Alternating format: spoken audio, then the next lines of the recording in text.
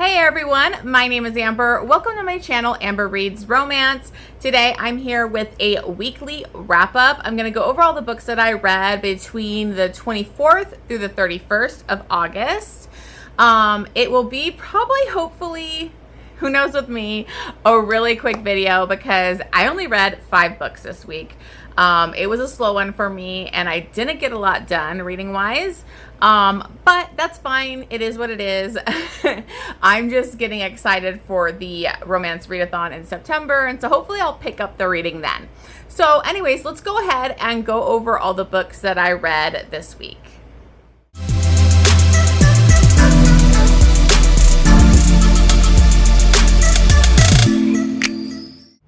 Okay guys, so before I dive into the reads, I just want to kind of mention I started the Fiery Cross this week. I was trying to work through it, which is a very large book for the Outlander read along. I basically was starting it, trying to get somewhat through it, but it's really slow going for me. It's not really my favorite Outlander book so far. So I kind of stepped away from that later in the week because I'm going to save that for the read along that's happening in September because it's a large page count that I can get more points for the pages read. But anyways, that's kind of something that held me up a little bit and it's been really busy at work. But let's forget all that. Let's just dive into these books that I read. I had, one really amazing book that I can't wait to talk about. So here we go. All right, the first book that I read was Emperor of Wrath by Jagger Cole. This is his brand new release. By the time this video airs, it will already have released. Last week, I believe it was. But this was an arc. This is the start of a brand new series for Jagger Cole. But Jagger Cole series are all very interconnected. So you kind of see people from previous series, which I always really, really love. But what I was excited about this one is it's going to be a Yakuza series. So I don't see the name of the series listed on Goodreads yet. So I'm not positive what the name of the series is. But this is going to be Kenzo Mori, and he's actually, he's going to be the head of the Yakuza. He's not there yet because kind of like, not his father, I think it was like his uncle, adopted kind of guy. His father was part of the Yakuza and kind of faked his death and went on the run. And you kind of learn about that in the previous series. So we've met Kenzo before, and he's like, I think part Japanese, part... Okay, sorry, I can't remember what exactly his mix was, but he's half white, half Japanese, and he's going to be the future leader of the Yakuza. He was taken in, he kind of found out about his family later on because his mother left, his father. It's like a whole mix-up, but I'm not going to go into that. But basically, he is going to be the future leader, and we also have... Annika or Anika, I don't know. I'm going to call her Annika. And she is actually the twin sister to Taylor Crown, who was one of the lawyers in the previous series. And you found out that they were twins and, part of a mafia family, and their whole family gets massacred. In that book, Taylor lost her memory, but she finally gets reunited with her twin in that. And that's Annika.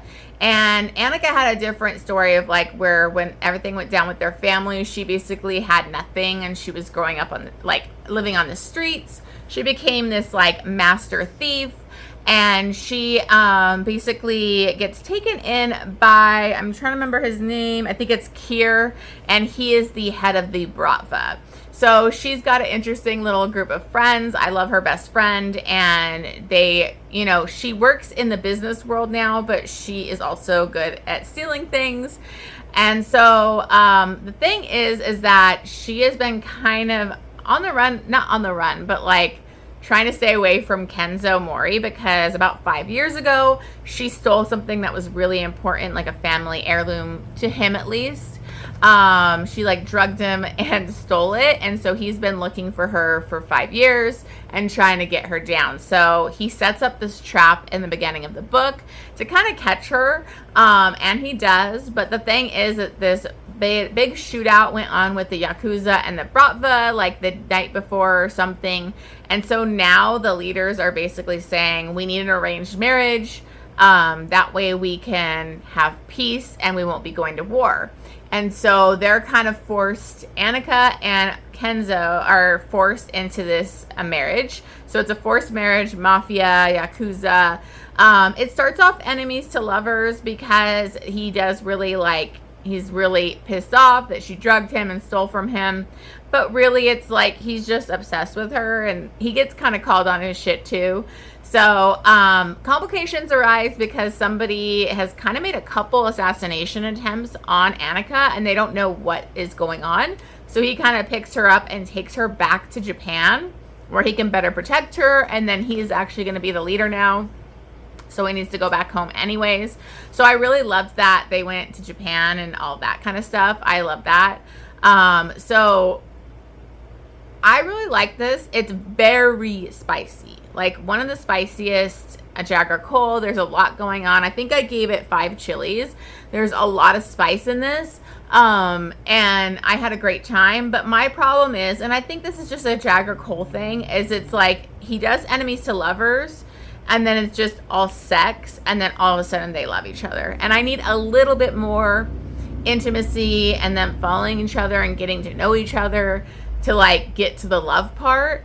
But that's kind of like his MO, so I think that's what these books are. So I ended up giving this 4.5 stars because I still really had a good time with it. The mafia plot line, the action at the end, it was intense. There's a lot going on. I love the whole cast of characters. I loved like his brothers and his sister and her friend. And so I'm very excited about this new series. I think it was a great start to the new series. My thing is let's have some more intimacy before it's just sex and banging it out and then we love each other. That's my only thing. So I'm excited to continue that series. Also, I'm not really into like them calling the woman a slut a million times. Like he literally called her his little slut like 22 times in the book, and it was just getting annoying. But that's a me thing because I don't really like the degradation. I want the praise.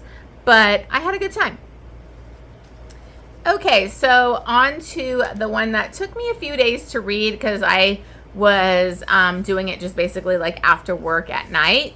And I finally read A Court of Wings and Ruin by Sarah J. Maas. I have reread the first 2 books, but I never continued on. So I'm excited that I finally read this. And I can happily say that this is a 6-star read. This book blew me away. I fell in love with this book. I fell in love with Reese even more than I did in A Court of Mist and Fury. That one is a very special book to me. This one has so much going on with like the war with Hybern and, you know, all the stuff that Freya and the Inner Circle are trying to get accomplished, trying to fight Hybern. There's a lot going on. But it never was slow for me. It was very fast paced. I loved getting to know his inner circle even more. I love all of Reese's inner circle. I even love Nesta. I loved seeing much more Nesta and hints at her and, you know, Cassian's mating bond. And I know a lot of people hate Nesta, but I honestly can't wait for her book because I love myself a prickly heroine if it's done right. And Sarah J. Maas does that character so right. There's so much nuance to her, and she's such a multi-layered character that like I'm just fascinated by Nesta and like what makes her tick and what's going on under the surface, because she always has such control and like just seems like this angry ball. But anyways, I loved this book. I hate Tamlin. I hate him even more after reading this book. But I loved, it's like I can't really go into anything because I'm sure you've probably already read it, or if you haven't, it's the 3rd book, so I don't want to give things away. But I just loved seeing Reese and Feyre together, and like Feyre coming into her own, and you know, being able to be a badass fucking bitch and go after what she wants, do anything to protect her loved ones, Reese and that inner circle. Like, I just really loved it. I bawled 2 different times in this book, and I listened to the graphic audio while I was reading and annotating. I don't have my tabs done yet, But basically, let me see if I was annotating a lot in this book. And I do the color coded like tabs and for each characters and different things. So, it was great being able to annotate this and listen to the graphic audio. So I think the emotional scenes came off so much more emotional because I think the narrators did such a great job with those emotional scenes. And I just cried my eyes out, like ugly cry, where I even had like snot at one point. It was like, I cried. So this book is beyond amazing, beyond 6 stars. I absolutely loved it. I think it is such a phenomenal series. I cannot wait to get to Nesta's book. I just think it's going to be perfect. I don't know. I'm really intrigued by her character. And there were so many more characters introduced in this book. It's just this world keeps getting bigger and bigger. And so I had a great time. Like this book took me a few days to get through because I was reading it in the evenings. And, annotating, that was taking the time too, but I don't care. It was fantastic, and I'm glad I took my time with it. If you haven't read this series, I do think it's worth the hype, and I absolutely, the first book was okay, and that's what kind of sucks. If people read the first book and they're just like, meh, because it's Tamlin, just continue so you can get to Rhys and you can get to Feyre and Rhys's, beautiful night court and all of that. So highly, highly recommend. Had a great time and I can't wait to finish out the series. 6 stars. I think I gave it 2.5 chilies. There's a little bit of spicy stuff going on, but it's not like super spicy. That's not what these books are about. But just every moment that Feyre and Rhys are spending time together, cuddling, caretaking, just anything between them. There's one scene where he's literally massaging her after her grueling training, and it was just dream man. He continues to be top book boyfriend. I mean, he's just amazing. So fantastic. Had a great time with that one. Okay, so then I read The Consigliere by Serena Akeroyd. This is the 3rd in the Valentini book, but it's the first book in a duet. It's the Revelation duet. And this took me a while to get into. I think it took me a few days to read this one too. I think I was just struggling this week, but also I didn't fully connect to it. I didn't really like the heroine and the Dawn and the lady, and I didn't really like her for a lot of this book, but Serena actually had her go through such a journey and show much more to her character and all of that. So I started to actually root for her and like her near the end. But in this, we have Hunter and Aurora. And Aurora is the sister of the hero from Dawn. He's obviously the Dawn of the mafia. And she has been a lawyer, but she's also kind of stopped being a DA and everything because she needs to step up now that their family's finally in power, and she wants to be the consigliere, but then a lot of the mafia looks down on her because she's a woman. So there's a lot of that kind of stuff going on. But she is she's had this friend, Hunter, and they grew up together. He's been in love with her since they were kids, and she basically friend-zoned him because he saw her at her worst. She was previously married. I think she was married, or it was her fiance. I think it was married. And she is in a very tough BDSM relationship. And this relationship was more like a slave master type of thing. And her husband was pretty awful, pretty evil. He raped her best friend. He's a horrible guy. But he pushed the limits past her safe word and stuff. So it's pretty bad. And she's kind of really she's a masochist. She's really into pain. She gets off on pain. And so Hunter thinks she's getting her ass beat or something at one point, and he walks in and sees what's going on in this sexual thing of her being bound up and beat and even peed on. It's bad. So he's she's traumatized because he saw her like that, and so she really pushes him away and kind of friend zones him and doesn't want to talk to him or be around him, which it just sucks because he didn't get totally turned off from her doing that. He was disgusted by what her partner was doing, but he started looking into BDSM and like got involved with this club and like an online thing so he could try and learn how to be a dom. And he ends up getting this relationship with a girl online where they're the dom sub. They wore masks and stuff, so they kept their identity secret, but they were very open and honest. He was saying like, I'm in love with somebody else. This is only a dom sub thing. And so for years they do this stuff together. And of course it ends up being Aurora. And so he actually cuts things off with her for a while because he's ready to finally go for Aurora. He's going to be the head of the Camorra in Vegas. And so he has to step up. And so he's basically decided this last year, I'm going after her. They run into each other, at her brother's wedding. And she happens to see the ring he's wearing, which he never used to wear, but he's wearing the ring that is his father's, grandfather's ring for the Camorra. And she remembers seeing that on a video when they were doing their scene together. And she freaks out and realizes it's him. So now that they know each other, was the other person in this, he's basically going to pursue her, and she's finally going to take down her walls and kind of go for it with him. So it was very slow going in the beginning because it was like doing a lot of flashbacks through like their time on the online relationship kind of thing. I didn't really like her a lot because she's a very prickly, I have to be a badass bitch kind of persona, and that kind of rubs me the wrong way in a lot of books. But you get to see how broken she is and how vulnerable she is, and she really shows her true self to Hunter, and so that made it better near the end. And there's a cliffhanger and all of that. It didn't blow me away, and I'm kind of irritated there's another book that I have to read, so I'll get to it eventually. I don't know. It just didn't blow me away. It was interesting. It's very spicy with all the BDSM, toys, breath play, biting, a lot of stuff going on in this. So I ended up giving it 4 stars and 5 chilies.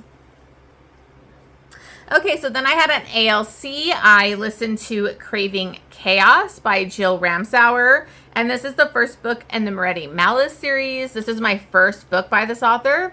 So I was excited that I got an ALC. This is between Renzo and Shay. And Renzo and Shay are both, Renzo is from the Italian Mafia and Shay is from the Irish Mafia. And they kind of have an alliance, kind of like, their mafia families aren't war or anything, but they were at a deal. They were figuring stuff out on like a deal, and it was her and Renzo, and they end up getting attacked and kidnapped because they kind of talk their way into like, don't kill us now, you may need us, blah, blah, blah. And so these guys take them on a plane. Things go down on the plane, and the plane crashes.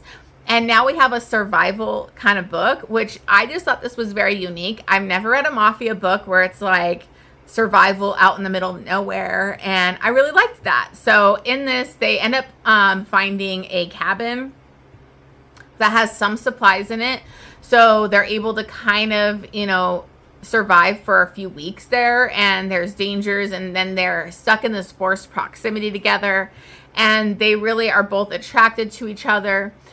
Shay is like a badass bitch. She's really worked her ass off to kind of get a place of power in her family.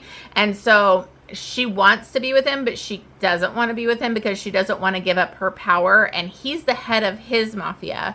So it's like she would have to go to him. And so that's something they just don't know how they can make it work in the real world.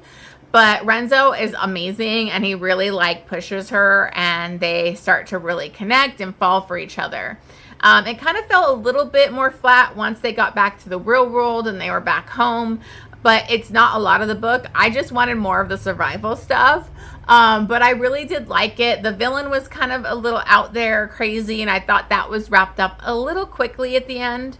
But I really love the premise of this and the whole like mafia out in the wilderness survival, almost like a snowed in feel too, where these two are like kind of forced to rely on each other to survive. So I ended up giving this one 4 stars and then I think 3 chilies. So I had a really great time, and I would definitely be interested in continuing the series. Okay, so we're already at the last book, you guys. I'm gonna get you through this real quick. So I had another ALC, and that was Indescribable Love by Samantha Chase. This is the second book in the Wilder Love series, and this is my first time reading this author. This was a very sweet, low angst contemporary romance. In this, we have Simon and Jules, and Jules is a PR person. That's her job. She's PR, and she's had a couple bad situations happen with a couple of her celebrity clients, where it kind of effed up, and her boss is looking at her like, you need to get your shit together. So she assigns her to Simon, and Simon is basically known as the nicest celebrity. He's this not pop star, think of Ed Sheeran, more of that type of music, but huge star. He writes all his own music, and he's just this bubbly, super nice guy. And so she gives her this job, and he is actually signing a deal to do a documentary, kind of like what Taylor Swift or Billie Eilish did, to kind of for his album, for his tour, to kind of get his name out there and be bigger and get more success. He's not really all about it, but he's going for it. And so what they do is they want this PR person to kind of stay with him for a few weeks with his team while they're doing this vacay rental home, to kind of get to know him, and then that way she can help him out with this whole documentary, touring, and all the PR that goes into it. They kind of clash a little bit because he's so nice. He always sees the positive in every situation. And this girl is a grump. She is negative. She's pessimistic. She's pretty jaded. And so she doesn't buy into his whole happy persona, and kind of gives him attitude and calls him out on it one night. And they kind of get in a fight. But it actually all of a sudden clicks for him, and he has a new muse, and he starts writing a ton of songs. And so they're kind of living in this forced proximity thing too, and they really quickly confront, basically acknowledge their connection and attraction to each other, and they decided to start seeing each other. But what I loved is that they really took things slow. It didn't get sexual right away. They were really getting to know each other and taking things slow. And they both have some trauma in their past. And I really loved how she stood up and fought for him, because he doesn't want anything brought up from his childhood with his bad father. And these stupid assholes in this documentary are trying to push and delve into his personal life. And she really goes to bat for him. So it was really cute. It was sweet. It was super quick. I listened to the audiobook while I cleaned the house in basically one go. So it's a really quick, low angst kind of read, and I had a good time with it. So I ended up giving that one 4 stars and then 2.5 chilies. So those are all the books that I read this week. Not a lot, but I'm hoping I will be much more active once this readathon kicks off, because I get competitive and we want to beat these other teams. So I hope you guys are joining us for the readathon. But anyways, thank you so much for watching this. Please don't forget to hit that subscribe button. Leave me a like. Leave me a comment down below, and I will see you guys on the next one.